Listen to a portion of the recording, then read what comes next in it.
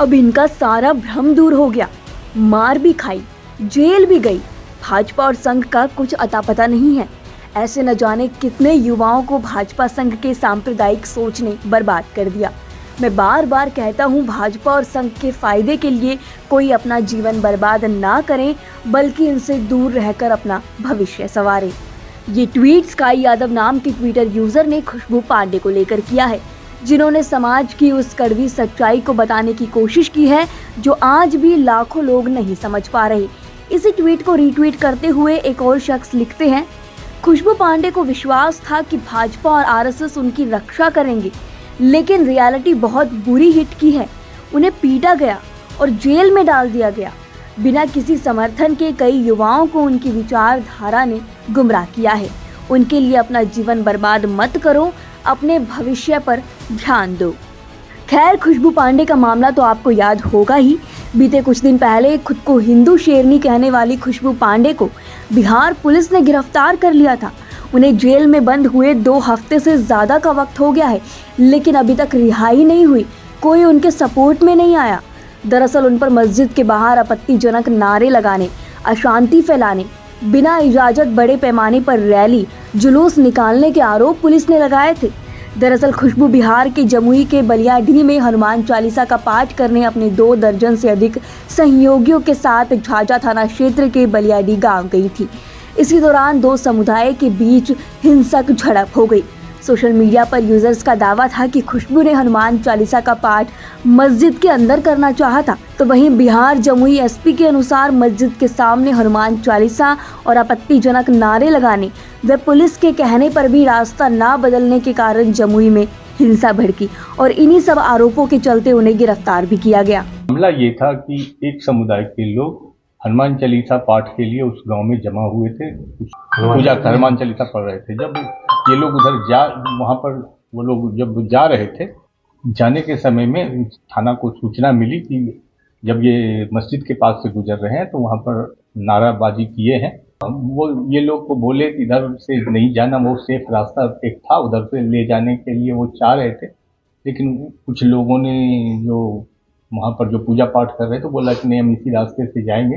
आपको बिना बताए वहाँ पर जुलूस निकालते हैं। पूजा पाठ करना कोई गुनाह नहीं है, लेकिन जुलूस निकाल रहे हैं और रैली निकाल रहे हैं, और वो भी जो उस जगह पर जहाँ पर की नारेबाजी कर रहे हैं, जो मस्जिद है जहाँ पर आपत्तिजनक नारे आप लगाते हैं, तो उसके लिए तो कांड दर्ज किया गया और उस पर भी कार्रवाई होगी। अगर हम खुशबू पांडे की मानसिकता पर ध्यान दें तो उनके लिहाज से वो सनातन धर्म का प्रचार कर रही थी, सनातन धर्म की रक्षा कर रही थी, लेकिन आखिर में क्या हुआ? क्या उनके लिए कोई आया? सनातन धर्म की रक्षा की आड़ में जो लोग आपत्तिजनक नारेबाजी करते हैं, समाज में अशांति फैलाने का प्रयास करते हैं या ऐसे भाषण देते हैं जो समुदाय में हिंसा भड़काए, प्रशासन ने उनकी गिरफ्तारी से साबित कर दिया कि उसको बर्दाश्त नहीं किया जाएगा। इससे साफ साफ संदेश दिया गया है कि ऐसा करने वालों के पक्ष में कोई भी नहीं है। फिर चाहे आप सोशल मीडिया पर कितने भी हैशटैग रिलीज खुशबू पांडे चला लो, लेकिन कार्यवाही से कोई नहीं बच सकता। भाजपा, आरएसएस, पुलिस प्रशासन तो छोड़ दो, खुद सनातन धर्म से जुड़े लोग उनके खिलाफ हो गए थे। कुछ दिन पहले एक वीडियो आया था जिसमें एक शख्स को ये कहते हुए सुना गया था, मुझे पता था ये खुशबू पांडे एक दिन कूटी भी जाएगी और जेल भी जाएगी। पुलिस से अनुरोध है कि इसके खिलाफ कड़ी से कड़ी कार्रवाई करें। अगर ये जेल से बाहर आएगी तो फिर से समाज का सौहार्द खराब कर देगी। खुशबू पांडे के लिए मैं जानता था कि एक दिन कूटी जाएगी, क्योंकि जिस हिसाब से मुसलमानों के लिए यह शब्द का प्रयोग कर रही थी, मुझे पता था कि एक दिन यह जेल भी जाएगी और एक दिन यह कूटी भी जाएगी। वही हुआ। दोस्तों, आपको बता दें, यह कहती है सेकुलर हिंदुओं को कि तुम लोग मजार पे जाते हो, तुम लोग जो है सेकुलर हिंदू नहीं बल्कि अपने बहन बेटियों का हलाला करवा चुके हो। इतना गंदा गंदा शब्द यह लड़की बोलती है, मेरे मुंह से बोलने में भी मुझे दिक्कत हो रहा है। लेकिन बता दूं, इस बार यह मस्जिद के बाहर जाके हनुमान चालीसा पढ़ने का प्रयास की और जो है पुलिस प्रशासन के खिलाफ जाके पुलिस पकड़ के जेल में तो डाल ही दिया है। और यह जो है सीट के नीचे छुपी थी जब वहाँ दंगे फसाद का सिचुएशन आया। अब मैं पूछना चाहूंगा कि यह शेरनी है कि गीदड़ है? हलाला सेकुलर हिंदू करवा चुके हैं कि इसका हो चुका है? पुलिस गिरफ्तार की है तो मैं कहूंगा इसके ऊपर कड़ी से कड़ी कार्रवाई होनी चाहिए, क्योंकि इसे इस बार माफ किया गया तो फिर आके जहर उगलेगी और समाज का स्वार्थ खराब करेगी। ये मामला बेहद निंदनीय है और उन सभी लोगों के लिए एक बड़ा संदेश है जो सोचते हैं सिर्फ सनातन धर्म की रक्षा की आड़ में वो कुछ भी करेंगे तो भाजपा या संघ उन्हें बचा लेगा। खुशबू पांडे इसका सबसे बेस्ट एग्जाम्पल है। इसके बाद नाजिया इलाही खान, जिनका दावा है कि महाकुंभ जाते वक्त कुछ मुस्लिम समुदाय के लोगों ने उनकी गाड़ी पर हमला कर दिया, जिसको लेकर वो लगातार कोई ना कोई ट्वीट भी कर रही हैं। जबकि यूपी की भाजपा सरकार में ही नाजिया इलाही खान अल्पसंख्यक नेता है। आपको बता दें कि सनातन धर्म की रक्षा के नाम पर ऐसा करने वाले लोगों की संख्या आए दिन बढ़ती जा रही है। हालांकि ऐसा नहीं है कि ये सब सिर्फ एक ही समुदाय की ओर से होता है।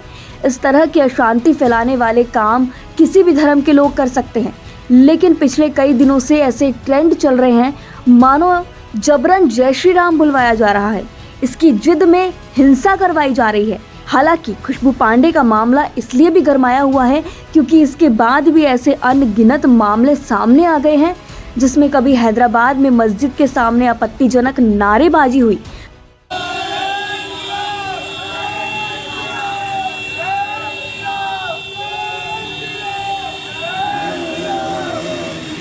तो वहीं खुशबू पांडे की तरह एक और हर्षा ठाकुर नाम की लड़की ने एक दिन पहले ही महाराष्ट्र के कोल्हापुर में मस्जिद के बाहर भड़काऊ नारे लगाए थे। हिंदूवादी हर्षा ठाकुर ने शिव जयंती कार्यक्रम से पहले उनके समर्थकों ने एक मस्जिद के बाहर नारेबाजी की। मसलन वहां कोई हिंसा नहीं भड़की, लेकिन संभावना पूरी थी, जिस तरह बिहार के खुशबू पांडे के मामले में हुआ।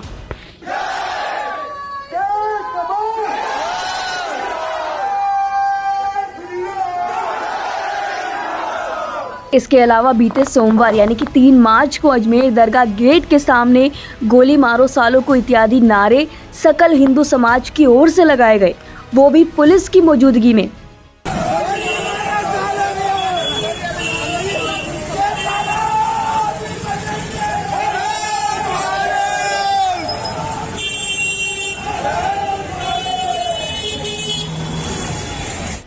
इसी को लेकर एक ट्विटर यूजर ने लिखा कि सनद रहें 2007 में दरगाह पर आतंकी हमला हुआ था, क्या उसी तरह के हमले की चेतावनी गोली मारो सालों को नारे के द्वारा दी जा रही है? सोचिए। आखिर में सवाल यही उठता है कि आखिर ये सब मामले कब रुकेंगे? लोग कब समझेंगे कि धर्म सर्वोपरि है तो देश की एकजुटता, शांति, सौहार्द उससे भी ऊपर है। धर्म जीना सिखाता है, लड़ना नहीं।